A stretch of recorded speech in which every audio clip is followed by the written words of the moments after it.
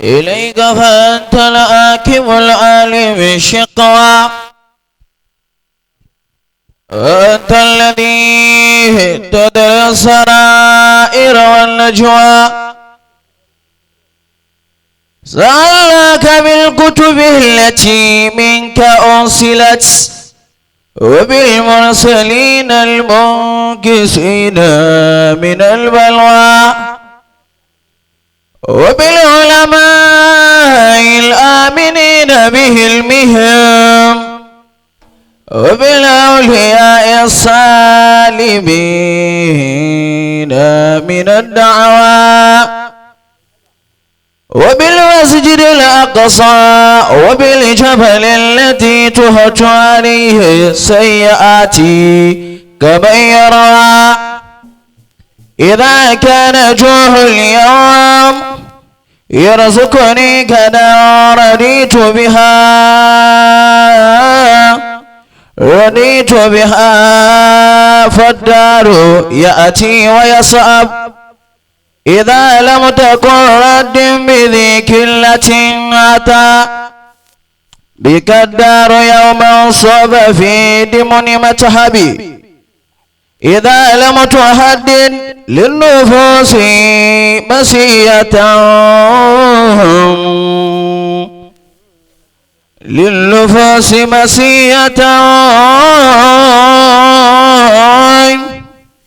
بك دار يوم صاب فيه متهب إذا لم تهدر للنفوس مسية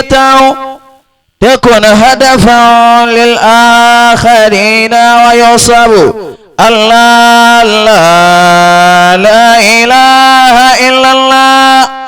الله الله لا إله إلا الله الله الله لا إله إلا الله الله الله لا إله إلا الله الله الله لا إله إلا الله الله الله لا إله إلا الله واشفنا من كل ضيق فرجا وكل هم وبلاء مخرجا واكمل بنا للقيس والخسران كل عدوهم مبتلي وجعل لنا من لطفك الخفي إجابة ستري شامل يسني يا حي يا قيوم يا قهار يا حي يا قيوم يا حي يا قيوم يا قهار علي يا حسيم يا جبار الله الله لا إله إلا الله الله الله لا إله إلا الله الله الله لا إله إلا الله الله الله لا إله إلا الله سر طمس بالأباهي بكسك المخفي بالأباهي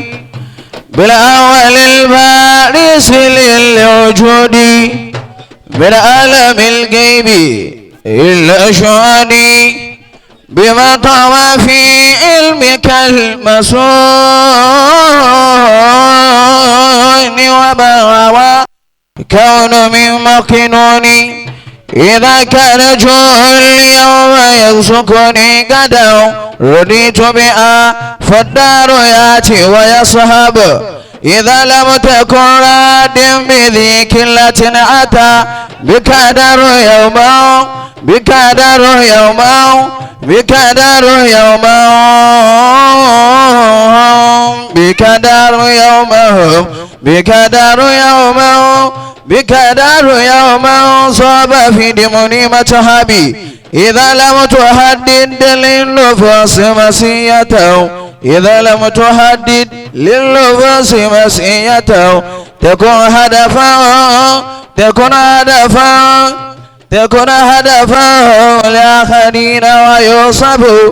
واشفنا من كل ديك فرجا وكل همه وبلاء مخرجا.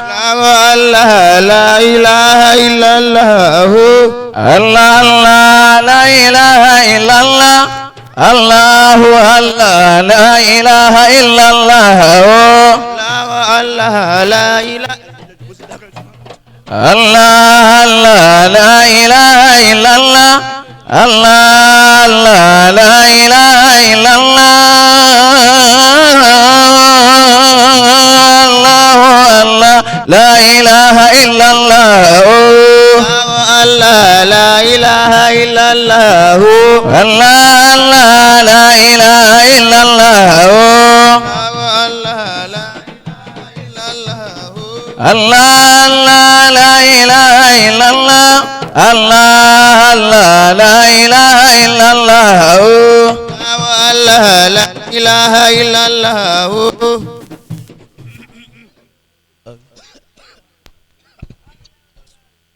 آمين.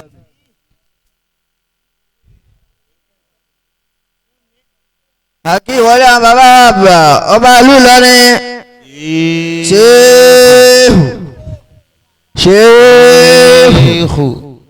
ṣéèfù Allahu yasimuka minan nas fadaka wala takhsha wala awla wala quwwata illa billahi al-aliyyil azim. Bàbá máa dìbò pẹ̀lú tọwọ́tọwọ́ àti àpọ́nlé àkí ìwọlé wọn àsìkí ìjókòó wọn láàmà wíwí wọn pẹ̀lú wa ọlọ́run wọlá tó bá Al-Qur'ani ọlọ́run máa dasá àgúnmọ́ yín lọ́wọ́ bá kọ́ ọmọdé mọ́ra bàbá kó ọmọdé mọ́ra akó àgbàlagbà mọ́ra ọlọ́run wọlá bẹ́ẹ̀ nínú gbà yí ọlọ́run tó ti gbà yín láàyè ọlọ́mọ rìtáyà yín kó nà ọ́fíìsì rẹ̀ láéláé ọ̀lẹ́ la ilaha illallah ọlọ́mọ ẹni ọlọ́run. bákan náà ni wọlé bàbá Saiful Qadiriyya ọlọ́mọ sàjárí yín pẹ́ adamallahu hayatahu àti ṣe àdúrà wọn kó tó di pàdé síwájú ká tó bẹ̀rẹ̀ síkìrì kò sí ààyè torí wọ́n ti rí ayé ọ̀rọ̀ wọlé abẹ́ gbogbo ibi tí ọlọ́run ti gbà yín láàyè tọ́lọ́run ti fi yín hàn káàrin àgbáláyé ọlọ́mọdáyé yín láéláé la ilaha illallah ala muhammadu rasulullah bàbá Amirul Muhajirin bàbá Salihin àwọn náà wọlé akíyín ọba tí ọlọ́run ti fè ní yẹyìn tí ò ní yẹ ẹlẹ́ ẹlòmíì fẹ́ ṣe báyìí tó fẹ́ fi ṣe ẹ̀tọ́ ó yí bá mi mọ́ lọ́wọ́ ọba tí ò ní yí bá mi mọ́ yín lọ́wọ́ tó dùn ó lárinrin ìnáwó kan lójú báyìí lọ ọlọ́run wọlé ayé tó bẹ Al-Qur'ani kó wọlé àwọn tá a tara wọn jáde gbogbo nǹkan padà sí ibú ọlọ́mọjọ kẹ́yìn la ilaha illallah baba Shiru Alhaji wa Lukman ọlọ́njárí ní pẹ́ la ilaha illallah àkí ìwọlé yìí àti gbogbo àwọn jàmá lápapọ̀ ní kíkí ọlá ọlọ́ba kí jù báyìí lọ la ilaha illallah ọlá Muhammadu Rasulullah.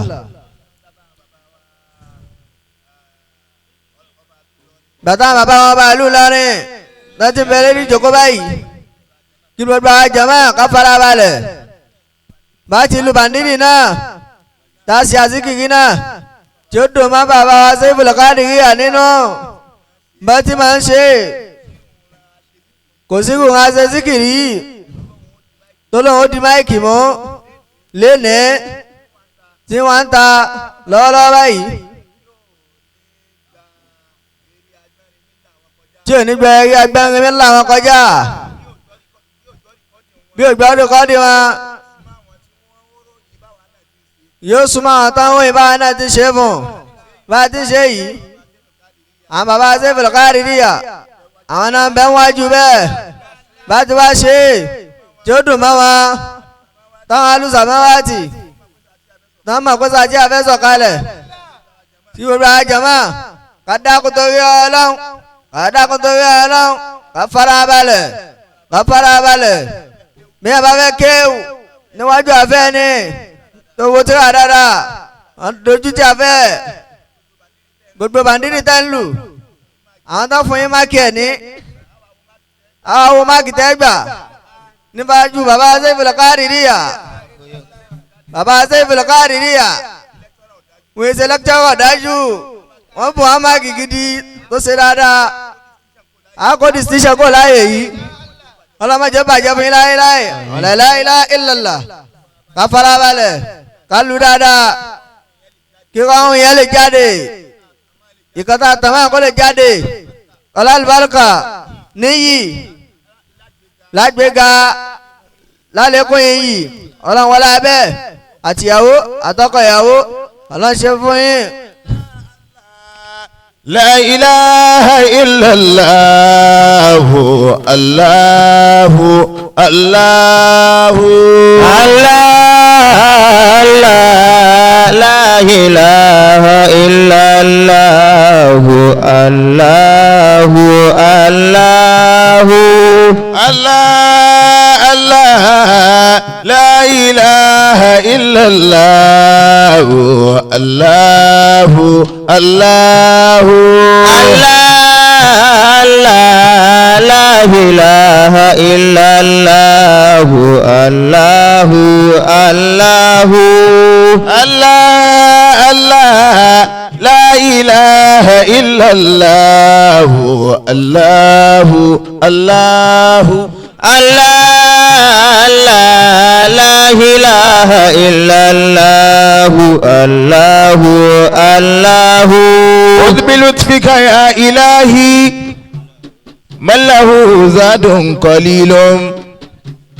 مفلس بالصدق يأتي عند بابك يا جليل ذنبه ذنب عظيم فاغفري ذنبا عظيما إنه شخص قريب مذنب عبد ذليل منه عصيان ونسيان وسهو بعد سهو منك إحسان وفضل بعد إيتاء الجزيل كل نار ابردي يا ربي في حقي كما قلت كل يا نار كوني أنت في حق القليل كيف حالي يا إلهي ليس لي خير العمل سوء آمالي كثير زاد طاعتي قليل أنت كافي أنت شافي في مهمات الأمور أنت حسبي أنت ربي أنت لي نعم الوكيل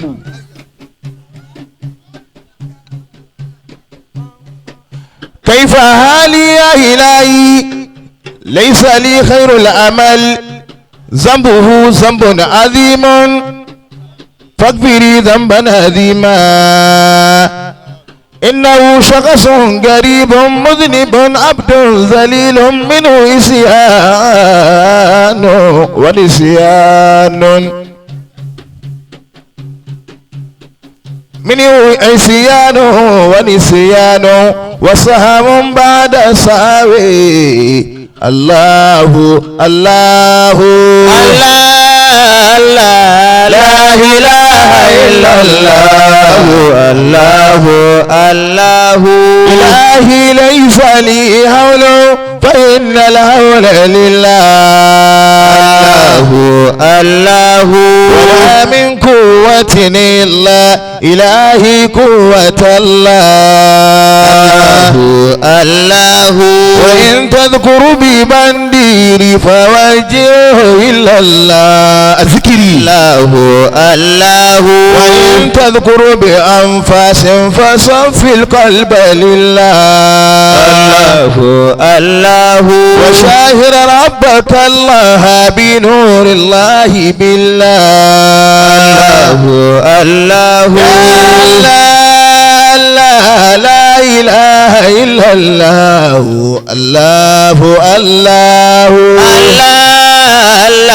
لا إله إلا الله الله الله لا إله إلا الله الله الله لا إله إلا الله الله الله قادر الله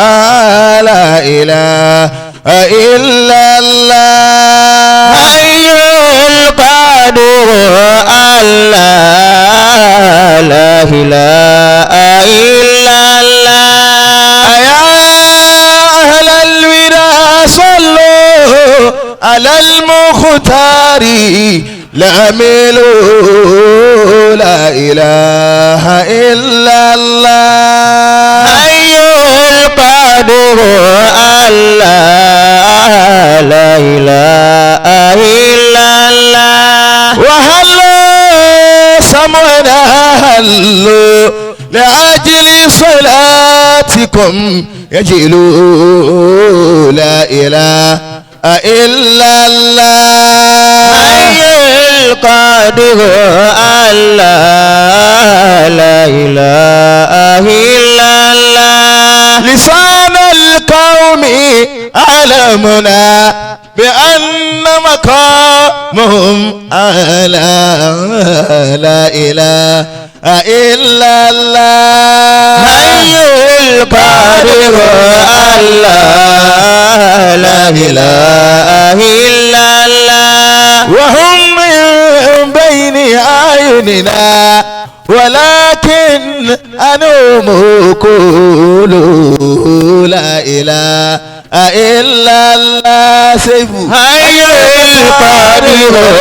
الله لا إله إلا الله حي قادر الله لا إله